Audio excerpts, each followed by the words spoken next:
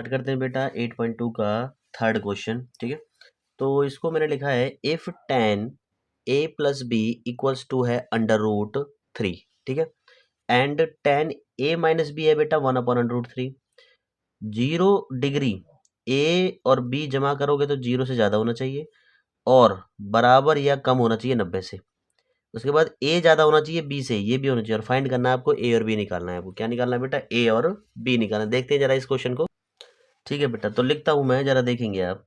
तो सबसे पहले tan a plus B, tan a plus बी बराबर दे रखा है बेटा √3। अब हमें देखना है कि √3 tan के केस में कौन सी वैल्यू है। ठीक है, तो आप देखेंगे इधर tan a प्लस बी √3 में tan की जो वैल्यू होती है बेटा होती है tan 60, tan 60, यानी tan √3 की जगह tan 60 लिख सकता हूँ। ठीक है, अब ध्यान देंगे आप, tan से कट गया बेटा tan, यहाँ बचा a प्लस बी बराबर 60 डिग्री। ठीक है, दिस इज इक्वेशन नंबर 1। इसको क्या कहेंगे? Equation number 1। ठीक है, इधर ये हो गई कंप्लीट, फिर दूसरी ले लेंगे। tan a माइनस बी बराबर बेटा 1/√2, √3 सॉरी। तो अब देखना है कि 1/√3 tan के केस में कौन सी वैल्यू है।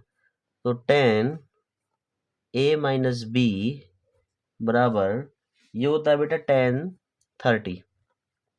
ठीक है, tan से tan कटा, a माइनस बी बराबर आ गया 30 डिग्री। ठीक है, दिस इज इक्वेशन नंबर 2।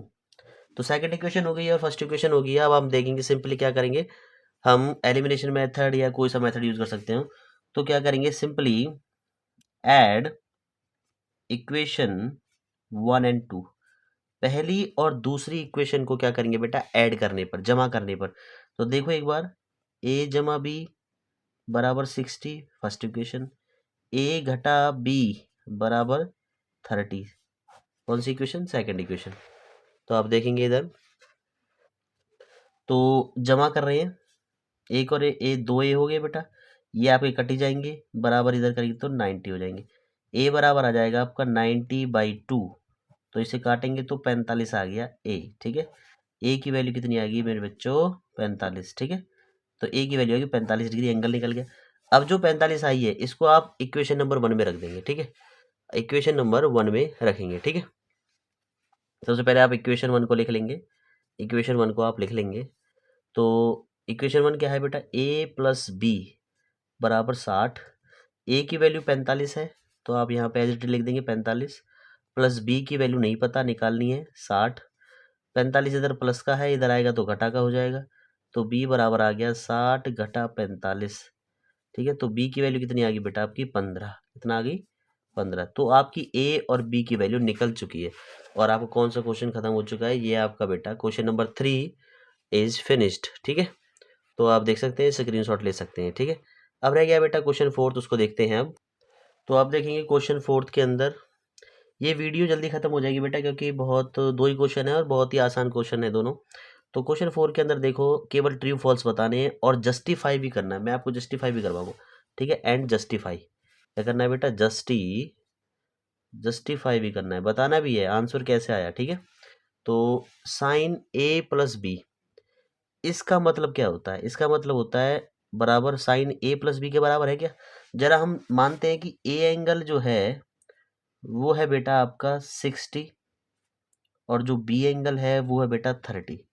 इस केस को मान के देखते हैं एक बार। ठीक है, तो इसको देखो और ए एंगल 30 रखना, इसको देखना जरा, करते हैं। देखो साइन साइन आप देखेंगे इधर, साइन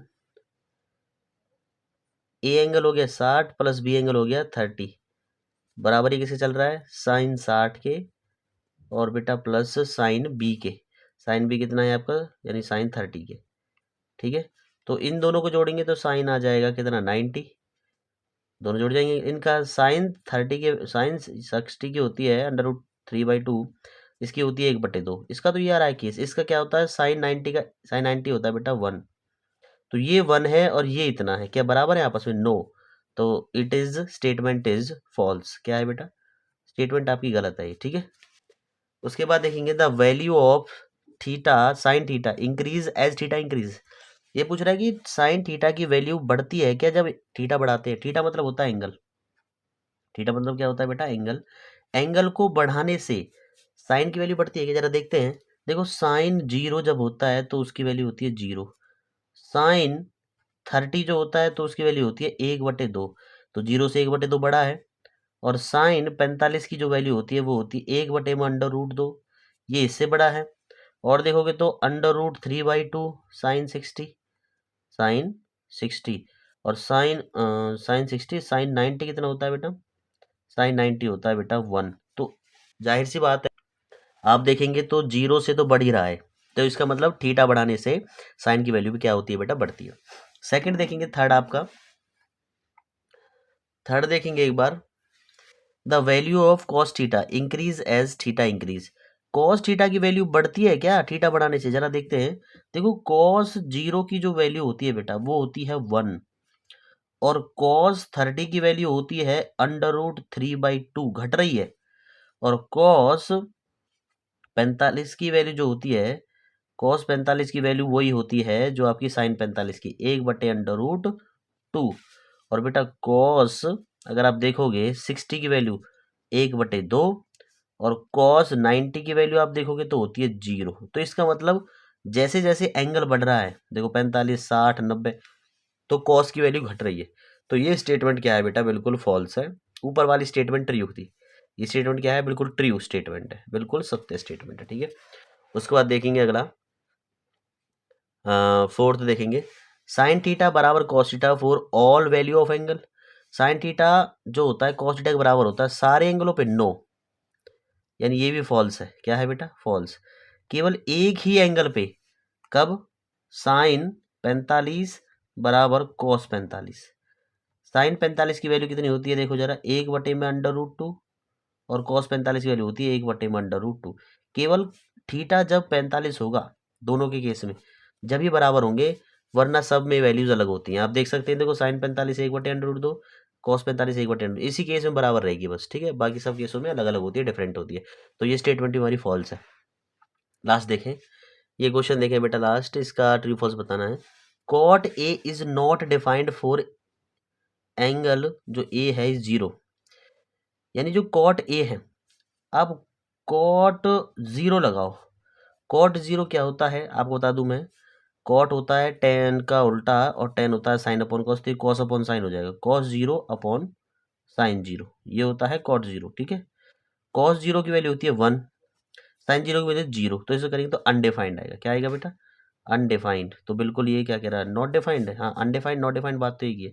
तो ये स्टेटमेंट क्या है बेटा, ट्रू, बिल्कुल सत्य स्टेटमेंट है, ठीक है। तो ये आपके ट्रू फॉल्स भी हो चुके हैं, आप स्क्रीनशॉट ले सकते हैं, एक बार में सबका नहीं आ पाएगा तो स्लाइड ले सकते हैं आप, ठीक है। तो ये मैंने आपको ट्रू फॉल्स करा दिए हैं। क्वेश्चन 4 8.2 बेटा कंप्लीट हो चुकी है, ठीक है। धन्यवाद।